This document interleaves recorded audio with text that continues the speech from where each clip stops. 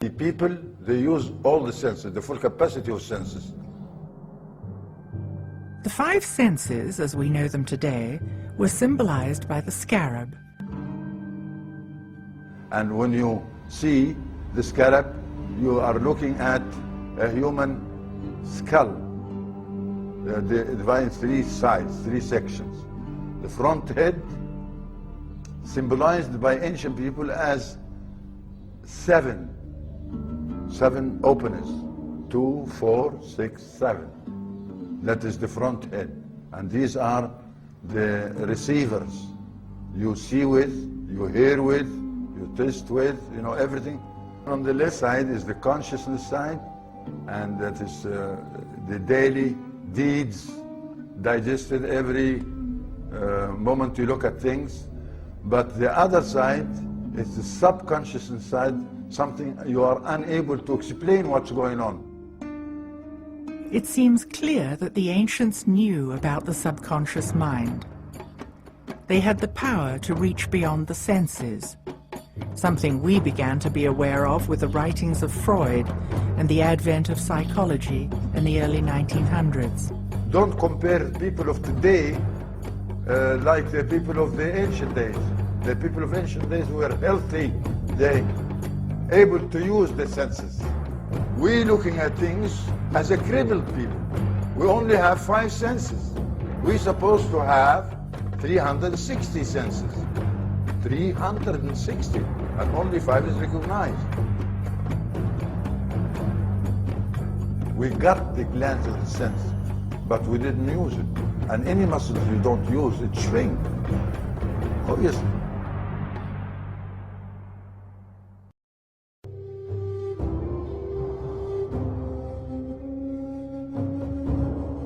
How can we begin to imagine that the ancients had the capacity of 360 senses?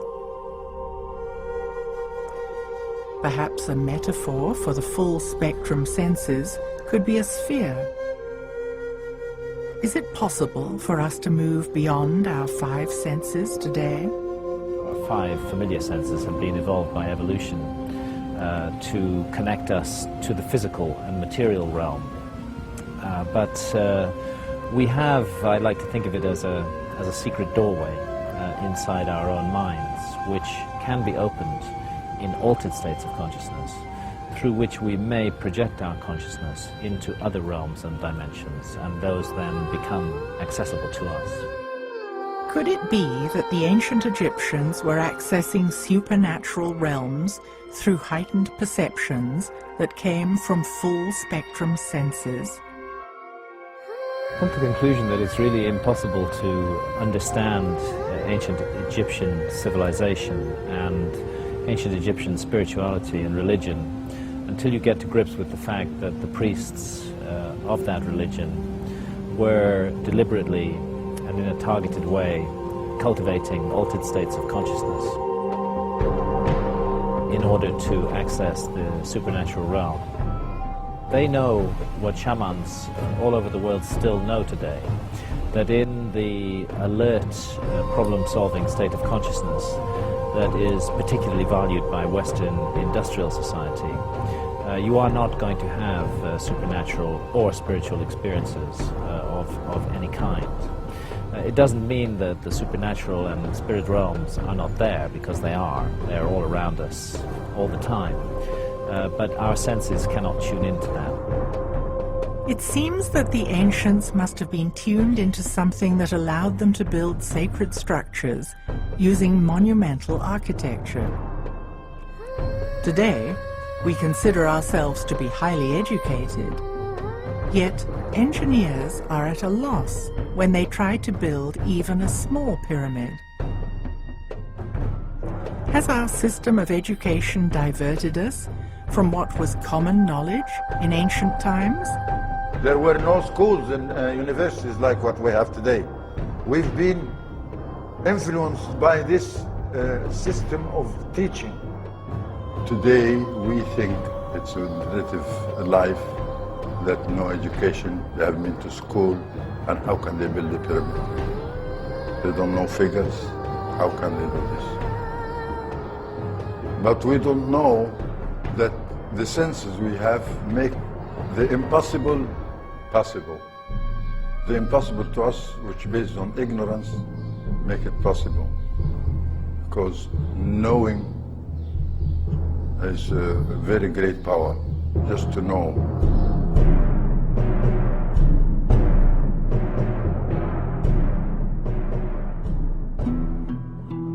The most important ceremony for teaching the populace how to live well was the weighing of the heart. It reveals what the ancients believed happened in the moments after death. Initially, in the ceremony of the weighing of the hearts, the deceased would meet Anubis, who would say, "You're dead. Let's have your heart. We're going to weigh it against the feather of truth." If your heart was heavy, because you had done something immoral, you weren't allowed to go to the other side. So the populace learned that they had to be light of heart in order to live well. As ancient Egypt slipped into patriarchal ways of being and thinking, the old spiritual ideology became codified, and organized religion became dominated by the Amun priesthood. The Amun priesthood had a lot of power, and they were in a position to have people pay for their salvation.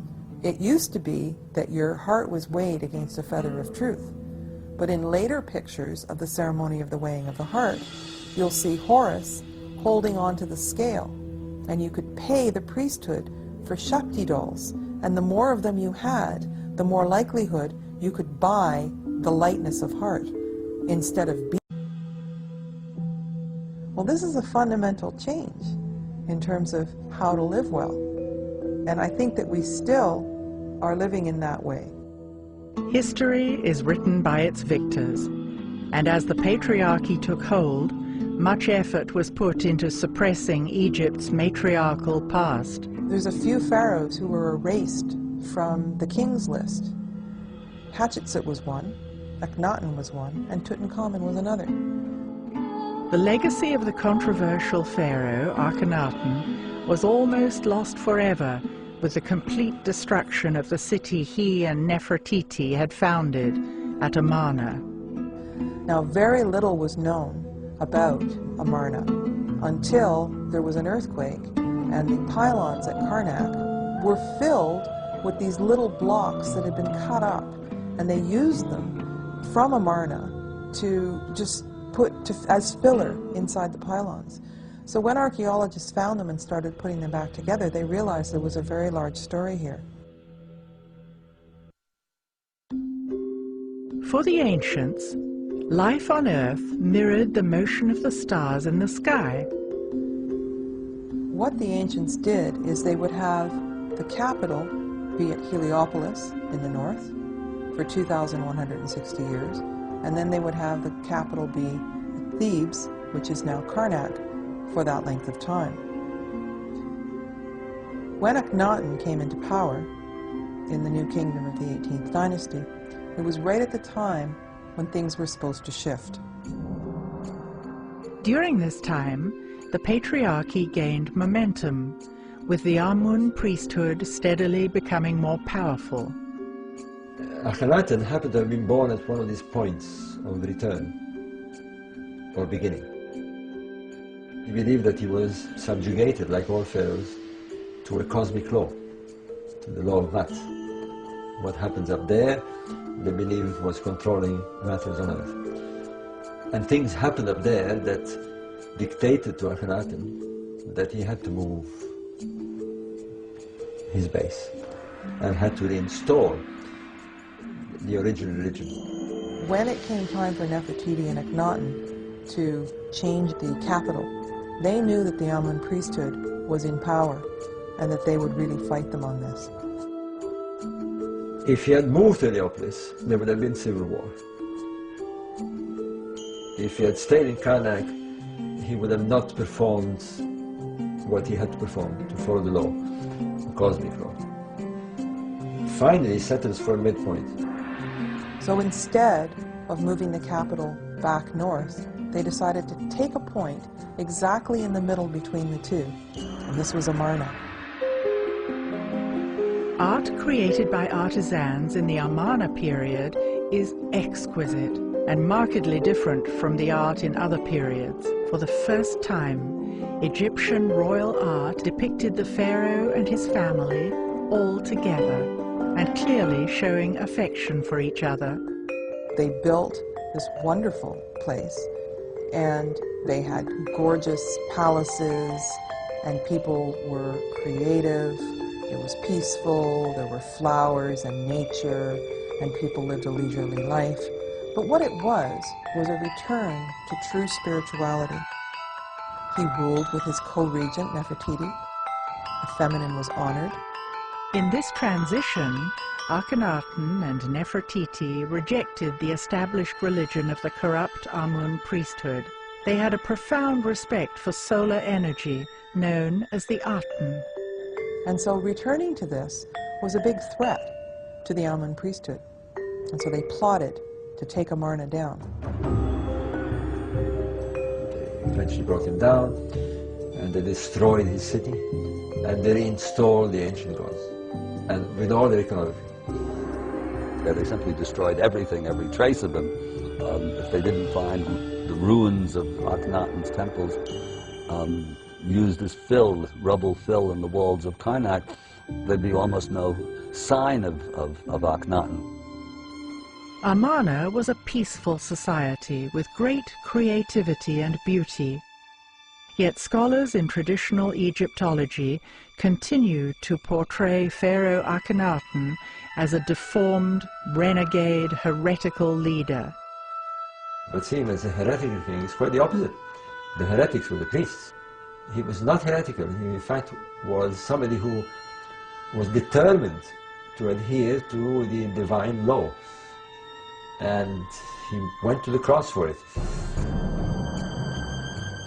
After the fall of Akhenaten, Tutankhaten, a boy of only 9 years old, became pharaoh.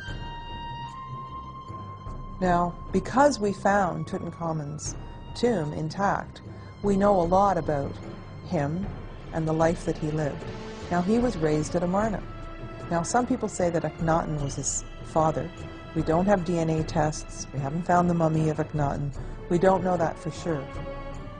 But it's interesting that he started out as Tutankhaten, because at Amarna they worshipped the Aten. But after he took the throne, they opened the temples again. They moved away from Amarna. It seems that as soon as the Amun priesthood found out that he actually was of the Aten, he changed his name to Tutankhamun, that suddenly he disappeared. After 10 years of leadership, when Tutankhamun was 19, he died mysteriously. His mummy was X-rayed, revealing a fractured skull, suggesting a blow to the back of the head. It seems that he was buried in a rush. His tomb is very small, and close to it there were a whole lot of mummies that were moved in a cache and put aside. So it's almost like there were several mummies from other dynasties that were in the tomb that he ended up in, and then they took furniture from Amarna and buried him there.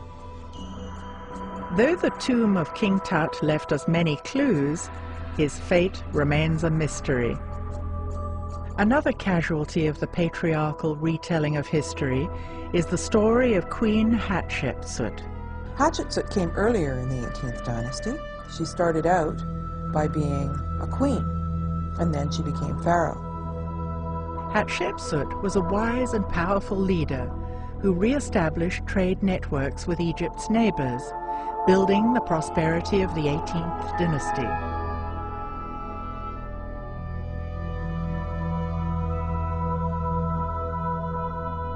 She was certainly ruling for a long time at a period of tremendous peace and prosperity. The artwork was never better than under her reign. Had she been male, she would likely have been remembered in history books as the best ruler of Egypt. Regardless of her success as a leader, she is still an enigma. There has been much controversy about Hatshepsut. It could be due to the patriarchy having little tolerance of images of an empowered woman.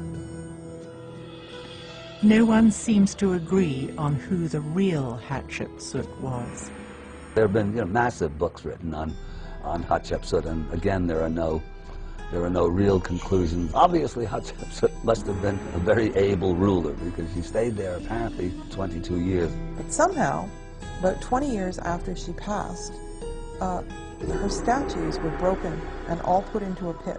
When they found them, they started putting them back together. But, like Akhenaten and Nefertiti, the Amarna period, they were largely forgotten because the people who came after were very threatened, and they somehow wanted to destroy all trace. Hatshepsut, Nefertiti and Akhenaten, Tutankhamun, they were the ones that really understood spirituality in some way. I suppose there was no money to be made if you weren't selling salvation. We may never know how the high courts of ancient Egypt were run. It seems likely that the stories passed down through the patriarchal institutions of the 19th and 20th centuries may have misled us. The peace and prosperity of the 18th dynasty, particularly in the time of Hatshepsut, Nefertiti and Akhenaten, had to do with honoring the feminine in balance with the masculine.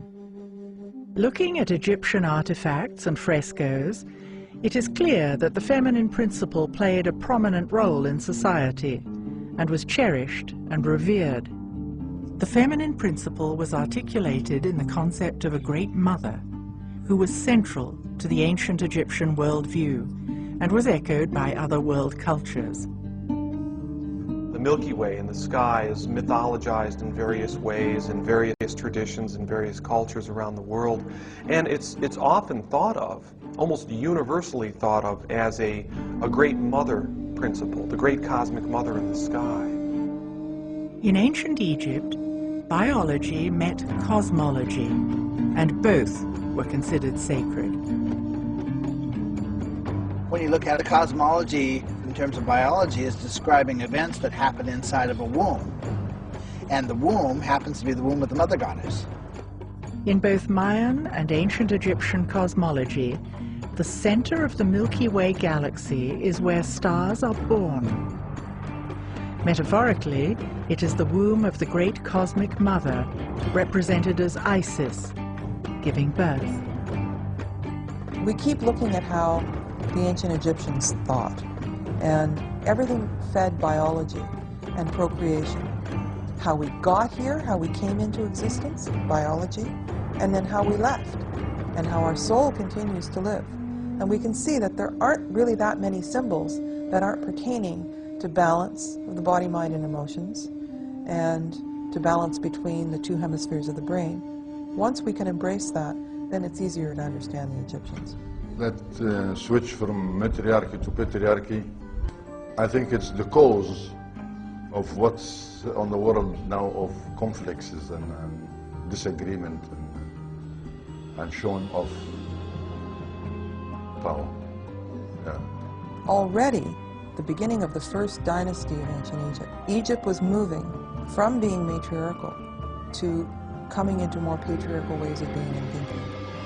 There were a few periods where the ancient knowledge was remembered, but it's important to remember that there was a lot of ancient Egypt prior to the dynasties and in the early periods that did not represent those values. So the parts of Egypt that I find the most interesting come from the memory of times that came further back.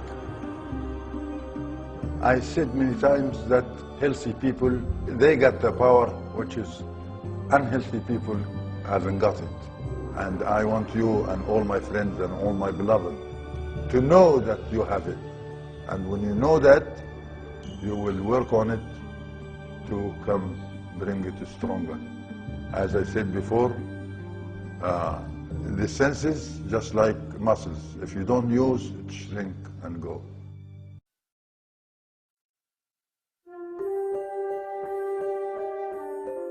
We have been taught to think of Egypt as a civilization whose golden age occurred 2,000 or 3,000 years before Christ. Imagining this magnificent culture springing from small settlements in biblical times makes us wonder whether we've got the timeline right. World cultures have myths that speak of high levels of consciousness, superior science, art, and architecture from eons ago. How do we reconcile this?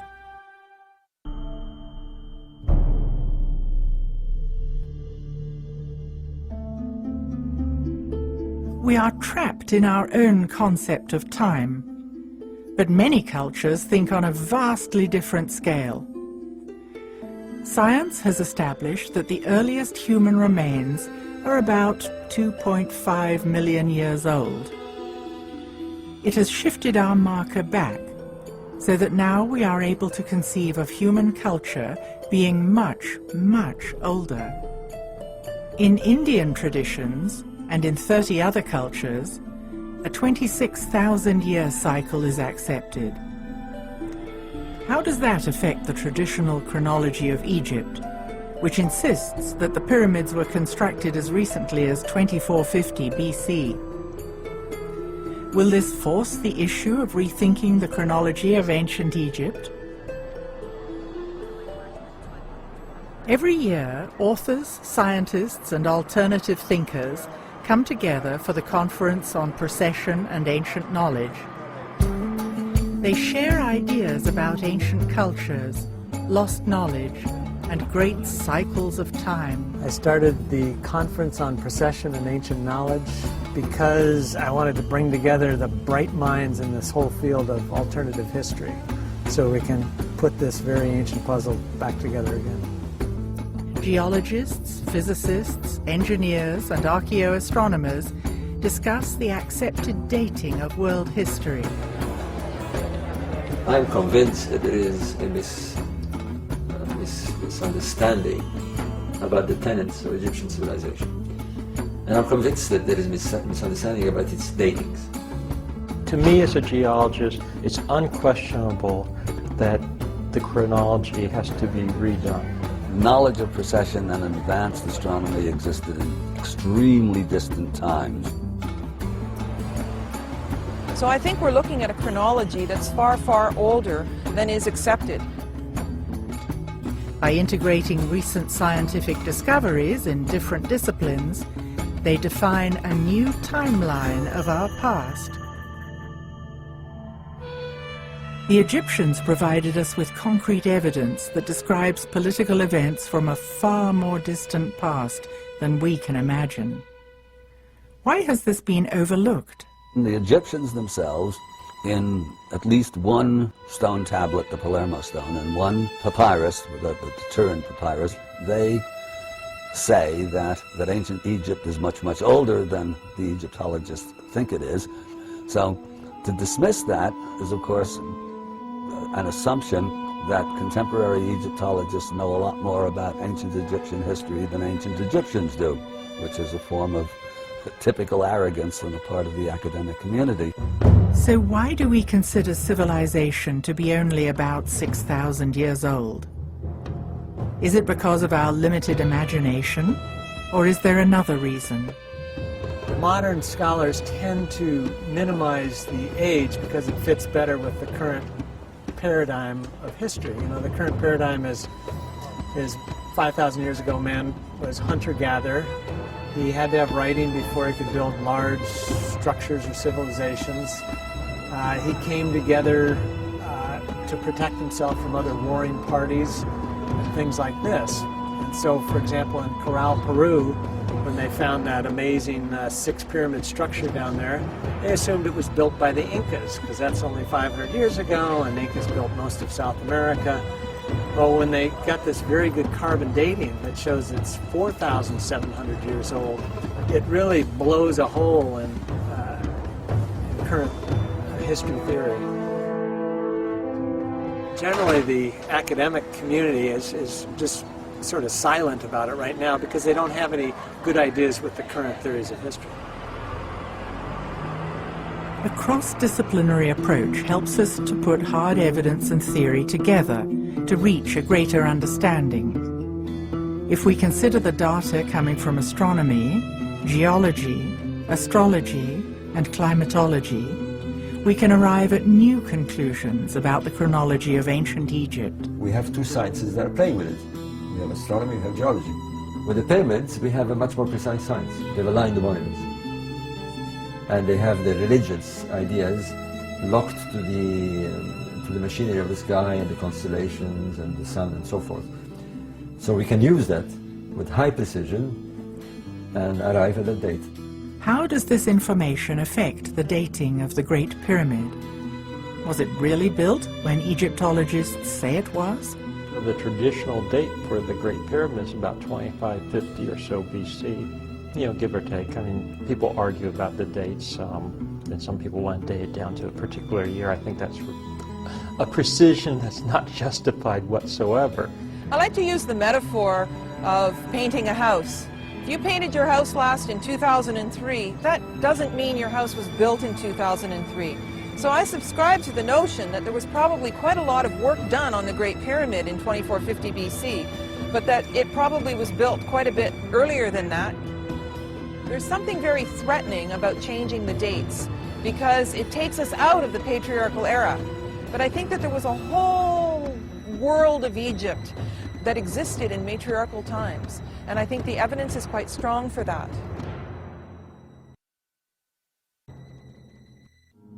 There is absolutely no reason at all why the ancient Egyptians could not have worked out the precessional cycle.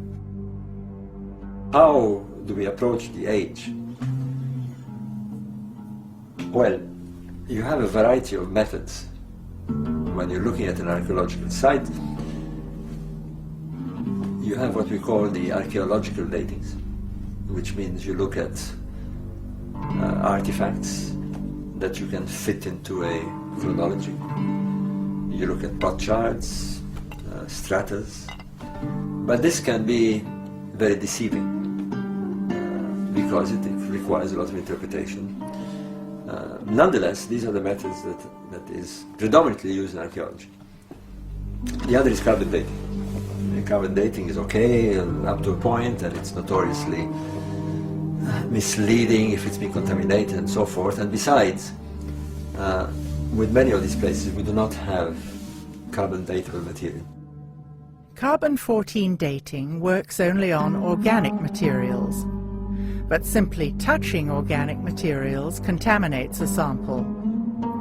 Stone cannot be carbon dated. There is another form of dating, which is to use precessional astronomy. What can we use to measure time? Are there markers that connect to the movement of the stars? The stars would shift about 1 degree every 72 years. It's not anymore in the same spot. Our planet is moving, but we can't feel it, not in the same position. And that was, it's in a change all the time. Nothing stands still. You know that our planet make a cycle every 24 hours, sunrise every 24 hours, right? But our planet also revolve in a different way. Precession is the motion of the axis of the Earth, which wobbles like a spinning top due to gravitational pull. They make one round every 26,000 years. If you have a monument, for example, let's take one that we know for sure, the temple of Isis at Dendra. It's a small temple behind the Hadra temple. 99% sure aligned to the rising of Sirius. So if we have certainty that the temple has its axis aligned to the rising of a star, and we know which star it is, then we can date it. It's very simple, we do it in a matter of minutes. This is known as precessional astronomy. The star moves or appears to move because of the precessional wobble. We have a date. Plato called a precessional cycle of 26,000 years a great year. The great year is Plato's term for this vast cycle of time, one eon, one precession of the equinox. It's about 24,000 years. And there's over 200 myths that talk about this cycle of alternating dark and golden ages, or that make reference to a golden age in the distant past. 30 different cultures have passed down these myths from time to time, and they all related to the movement of the stars, which we know today as precession. Even Sir Isaac Newton himself wrote a book on it, trying to match history to each of the constellations of the zodiac, and it was wiped out by the Darwinian evolution paradigm, which came along, you know, less than 200 years ago, where it became unacceptable to admit that a culture that lived long, long before us might know something that we don't know.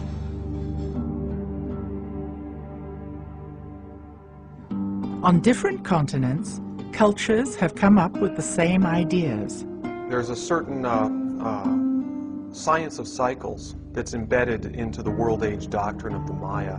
You find it nicely paralleled in Egyptian ideas, as well as the Hindu world age doctrine known as the Yugas. And it's somewhat counterintuitive to what we've learned in our own Western education, that it's referred to as the myth of progress, that human beings today are in all ways superior to human beings that came before. It's simply not true. Cycles go through periods of increase and periods of decrease. Mayan daykeepers are descendants of the ancient Mayan people and monitor the sacred calendar. Each day has certain qualities and gods. Daykeepers follow the movement of planets, eclipses, and astrological alignments. They are often trained shamans who do divination ceremonies, giving daily and monthly forecasts. The Maya calendar is really interesting because it's based on a lunar rhythm.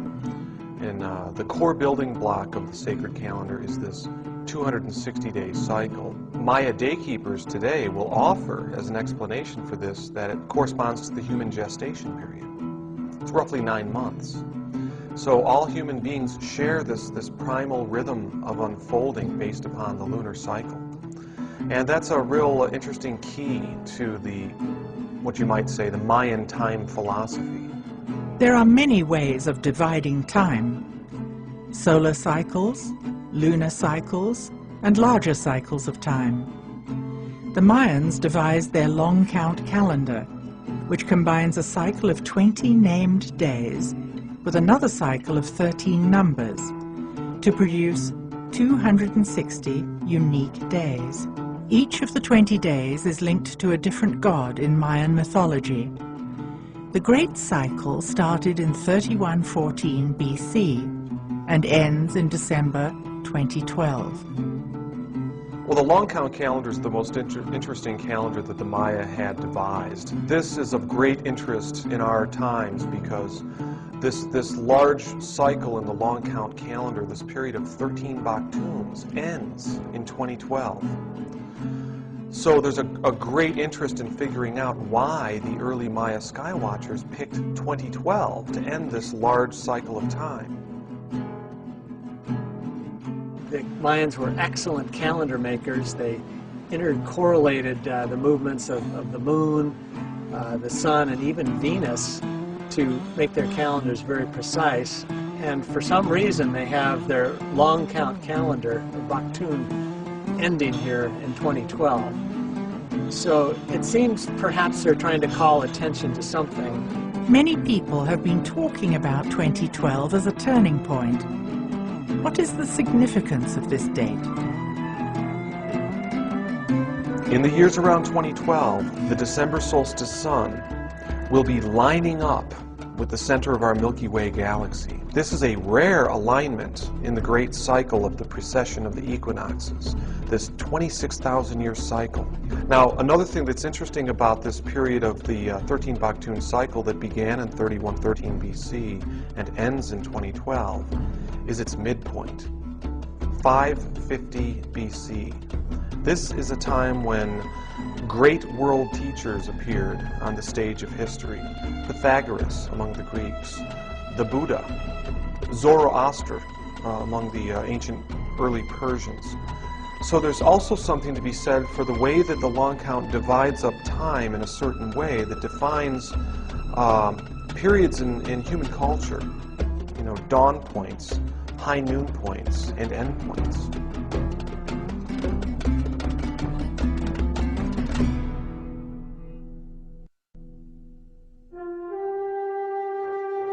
A carved stone or stela describing the long count calendar was discovered at Ixapa in Mexico. It shows the center of the Milky Way, the celestial pole, and the sun deity. Why was this important to the Mayans? It's really a beautiful and profound way of conceiving time.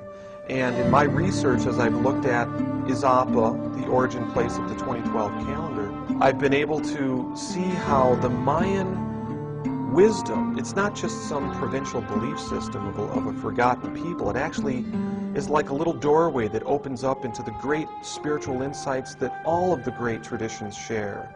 In Egypt, in India, Islam, all the world's great spiritual traditions share these same universal, eternal spiritual principles. And it has to do with cycle endings. Just like the cycles of birth, life, and death, within the 26,000-year cycle, referred to as the Great Year, there are extended periods of darkness and light. These are divided into distinct ages, known as the Golden Age, the Silver Age, the Bronze Age, and the Iron Age. The ancients themselves told us that history, mankind would go into a dark age. 4,000, 5,000 years ago, they view the past as the golden age. They see themselves moving into the dark age and they dread it because they know that things are going to get worse, they're going to get chaotic. Cultures all around the world are talking about this pre-dark age, that things are going downhill. I really ascribe to the Mayan and the Hindu idea that the Golden Age, the time of connection into the divine wisdom, was actually a long time ago.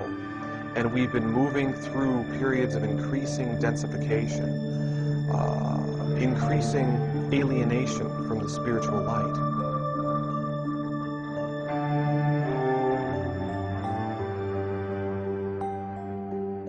Golden Ages are times of enlightenment, when civilizations reach high points in architecture, spirituality, and benevolence.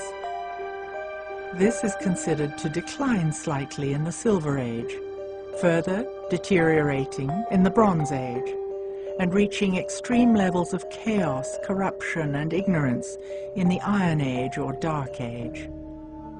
Then the cycle works its way back up to the next Golden Age. One of the ways to measure the 26,000-year Yuga cycles is through the ages of the zodiac, which the ancient Egyptians clearly understood. The origin of the zodiacal signs is a very good question, actually, and probably impossible to determine. The only one of the signs that vaguely looks like what it's supposed to is Leo the lion. The stars making up Virgo definitely don't look like a virgin, whatever a virgin looks like these days. And the other signs are equally mysterious, the crab, the bull, etc., etc. Knowledge of precession and advanced astronomy existed in extremely distant times. The basis of the signs themselves, in terms of zodiac, the wheel of life or the wheel of animals, there are different translations of that. I mean, if you really want to know what the signs signify, you have to go into the qualities and properties of the signs themselves. In other words, each sign is male or female. Each sign is fire, earth, air, water. Each of the 12 signs of the zodiac has distinct energies. There are 4 elements: earth or material signs, air or intellectual signs, water or emotional signs, and fire or creative signs.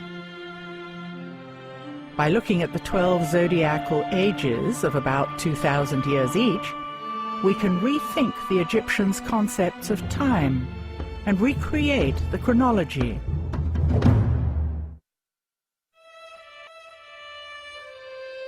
There is a gap in our historical record. The Palermo stone and the Turin papyrus are evidence from the Egyptians themselves and convey information from rulers far back in Egyptian history. And they give the regnal years and the name of each of these rulers. And when you compute all of those names and put the numbers together, you get a date somewhere around 36,000 BC. At the same time, roughly, that 34,000 year date corresponds to the Vedas of India, the Vedic civilization of India, which also gives a date which, when you work it out, comes out to something like 40,000 years before our current era. So we have two great sophisticated civilizations that have documented their own belief that their civilization started back around that kind of time.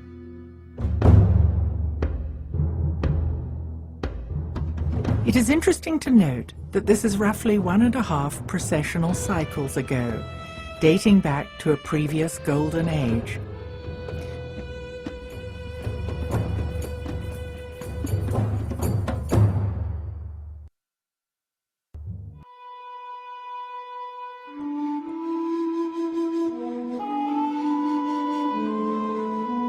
The Sphinx, with its lion body, screams out as a Leo symbol, as a marker for an age of Leo.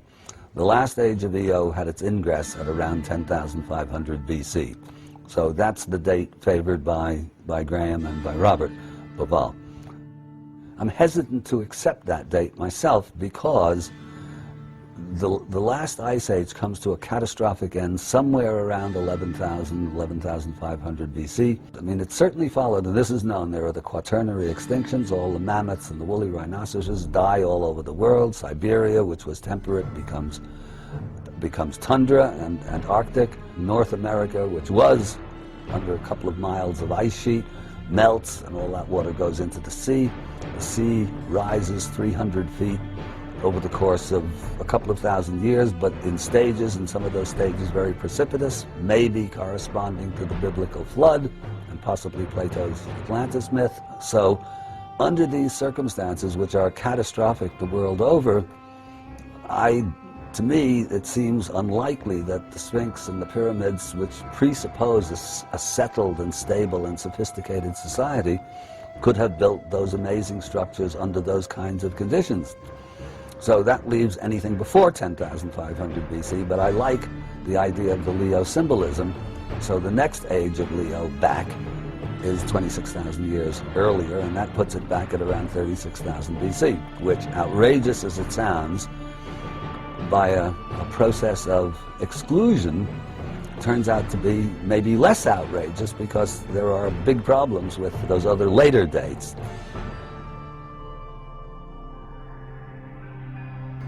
Looking at the weathering on the Sphinx and the Sphinx enclosure, that weathering was clearly formed by runoff from precipitation. It is indeed water weathering and precipitation induced, so it has to have been done in the distant past, and the question then is, how distant was that past? It could take tens of thousands of years for the Nile to have migrated 8 miles. Can we use this evidence to redate these monuments? When you look at geology, you can see that the riverbed has migrated all the way from the west, beyond 50 kilometers to the west. Then it passed across the plateau, and you can see that the ancient riverbed actually went right up to the pyramids, and the initiates could have stepped right off these barges up onto the causeways into the pyramids. Now, if you look, the Nile is a full 8 miles to the east, and it's the dividing point between Cairo and Giza. And so if we look at geological time, it would take several tens of thousands of years in order for the Nile to make that migration. We can compare that to places like Tiahuanaco in Bolivia that almost certainly was on the edge of Lake Titicaca, and now it's 50 miles away. So it changes the whole idea of how ancient these places could have been. How many thousands of years does it take for a river to make this huge journey? The oases of El Khaga and Fayoum run parallel to the Nile today, but 100 kilometers west. It seems that the river migrated all the way from here to its current course. Evidence of ancient human settlements has been found in the area that is now desert, but once had water. At these locations are stone circles, indicating a knowledge of astronomy. What does it tell us about the distant past? What can we conclude about the dating of the pyramids and the Sphinx? And all I can really say at this point, given the data I have, is that I think it has to be at least back to 5000 BC. Could it be older? In fact, might it well be older? Yes. Generally, if sort of pressed for dates, I'll say my best estimate is somewhere in the period of 7000 to 5000 BC. So that's really a working range that I'm comfortable with.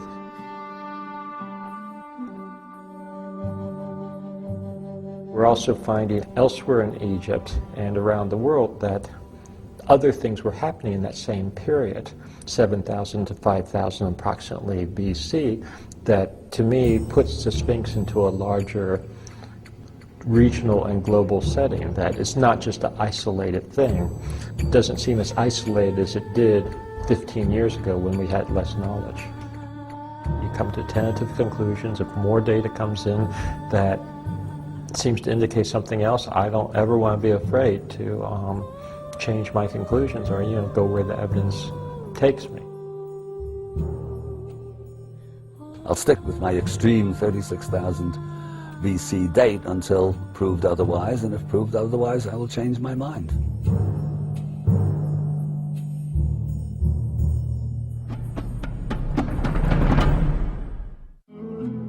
How can we tie the concept of the Yuga or Vedic cycles into something more concrete that we can recognize in our own history? If we re-examine the stories that are often dismissed as fanciful myth, we might find that it indicates greater forces in play. Those of us that are seriously looking at this old Vedic concept of the world ages, the cycle, we know that the golden age, the last golden age, basically the peak of the cycle was about 11,500 BC, highest point. We also know that Plato mentions a series of catastrophes which have come down to us as the Atlantis legend, in which he claims that on our calendar system it would have been around 9500 BC. Some tremendous upheaval apparently occurred, a lot of destruction.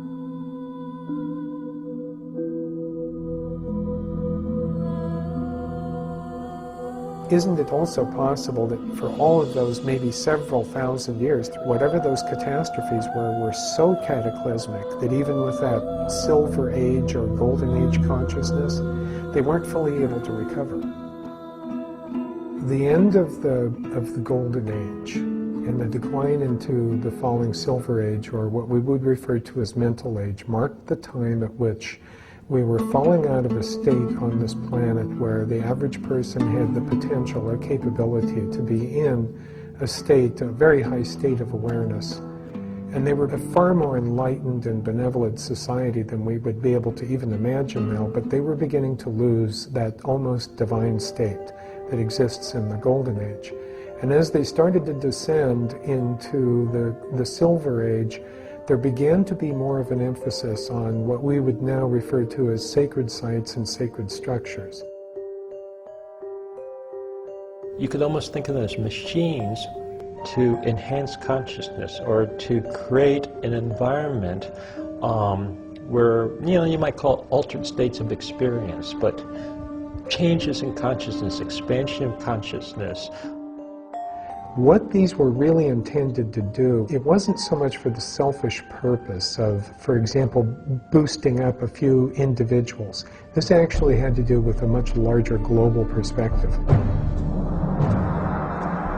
And that's effectively what the Great Pyramid was. It was basically a device, a generator for, if you will, broadcasting and transmitting throughout the planetary structure, a type of field which uplifted the entire humanity. For at least 1,000 years, this structure performed beautifully. My guess is that it probably did a lot to help offset the fall into the Dark Ages. And I think what the pyramids did is that for those individuals that were at least somewhat receptive, it kind of kept that energy polarized into the higher centers. This is very real, and I think this is very important. It's like great art or great spiritual insight, expansion of consciousness. In a way, there's nothing more important than that. It couldn't do it forever because eventually Mother Nature is going to win out, and this cycle is part of nature. It's as much a part of the natural world as day and night are. We have the ability to grasp those electromagnetic forces and the more fundamental forces that underlie those, who basically prop up humanity for a while using the system. Now the pyramids only have a very direct effect if you're close to them, which is the way it is in this age. You know, if we go stand in the pyramid, we might feel an effect like that. But I suspect thousands of years ago, you didn't have to be near it. I think it was probably a global effect.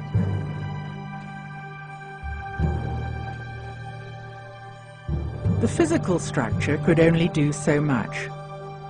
The Wisdom Keepers created social structures as an additional influence to extend the energy of the Golden Age by creating mystery schools that preserved the ancient knowledge.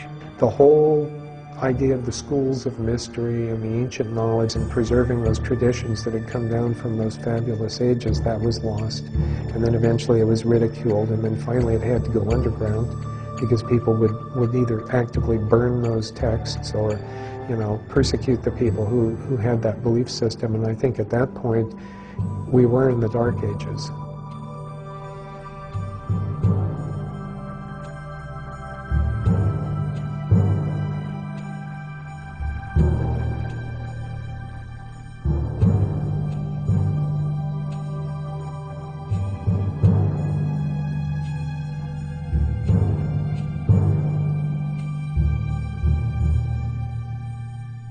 The exact end of the cycle of darkness is approaching.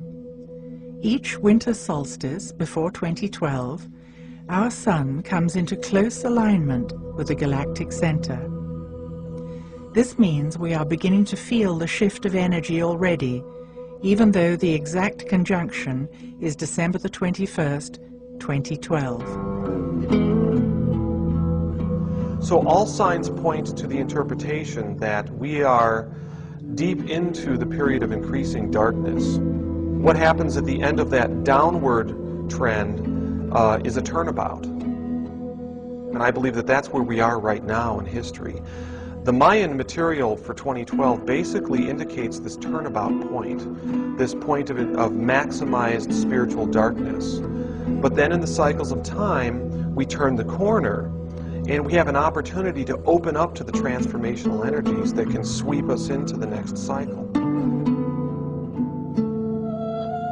I hope that the Mayan ancestors trying to interpret the few writings that are left are correct, that it means there's going to be some quickening or something like that. Because that would actually go with our latest understanding of the yugas. What a yuga cycle really is one precession equinox. And you know, using these later scholars' interpretation, we're actually in the very early stages of consciousness accelerating. It has to do with the opportunity that we have to open up to the divine wisdom, to the transformational energies. But it always comes down to free will. Nothing is predetermined.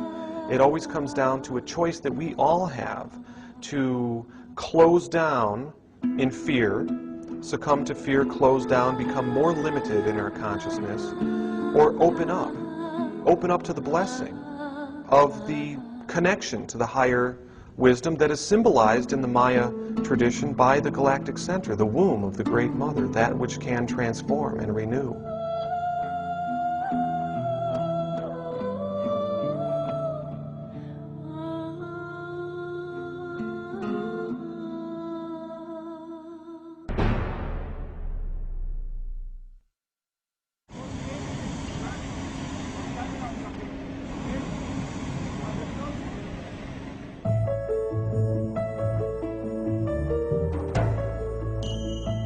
Could the ancients have had it right? Perhaps we should consider that we too can return to high levels of consciousness, heightened perception, and inspired creativity. It would serve us well to embrace nature and to protect the planet's environment.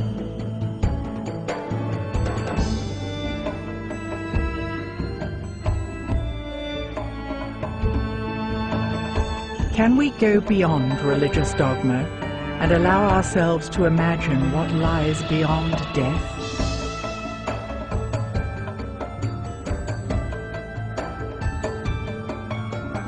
How would humanity change if, instead of material wealth, consciousness was our highest value?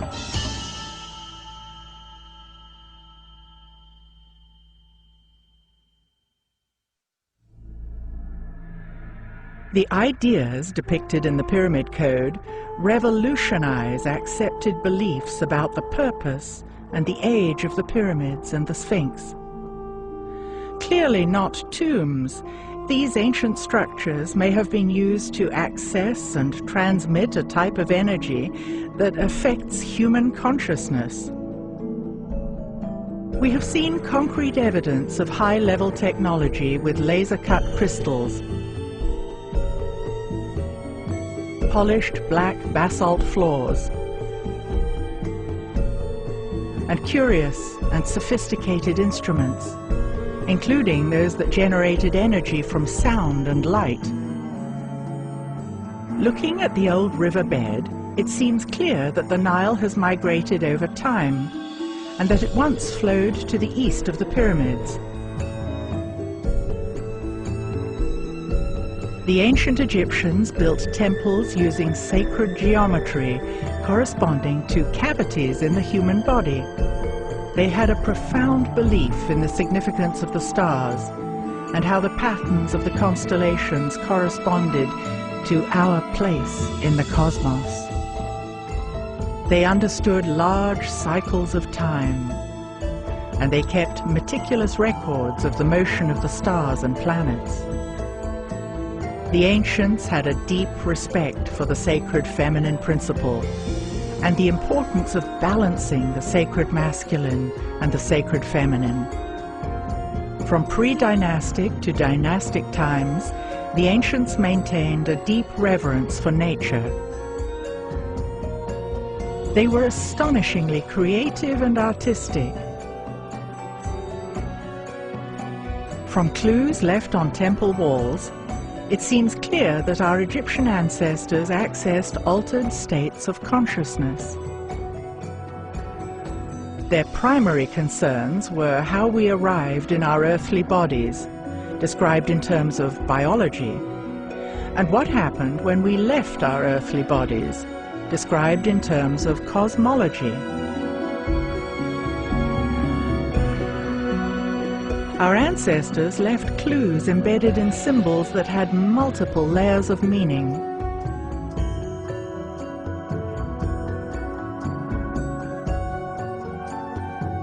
They were empowered humans, using the full capacity of their senses. Today, our planet is in trouble politically, economically, environmentally, and morally. Many will agree that corrupt people hold places of power. Citizens are taxed beyond reason, and riches are amassed by an elite that controls the world. With all this evidence of the sophisticated science left by the ancients, can we still uphold the belief that we are the most advanced society that has ever existed on planet Earth?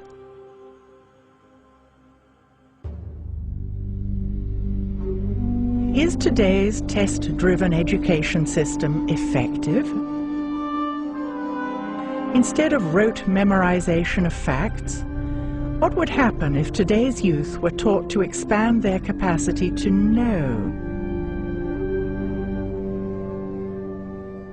If we were taught to seek truth and justice, living by the ancient law of Ma'at, how would our society change? Taking our cue from the ancients, if we live in tune with nature, in an atmosphere of creativity and peace, and if we connect to spirituality, is this the answer to a healthy future for humanity? The ominous date of December the 21st, 2012 is fast approaching. Does this herald doomsday, or could it be a powerful gateway into new ways of being and thinking? Are we turning the corner and ascending out of the age of darkness to journey toward a new golden age?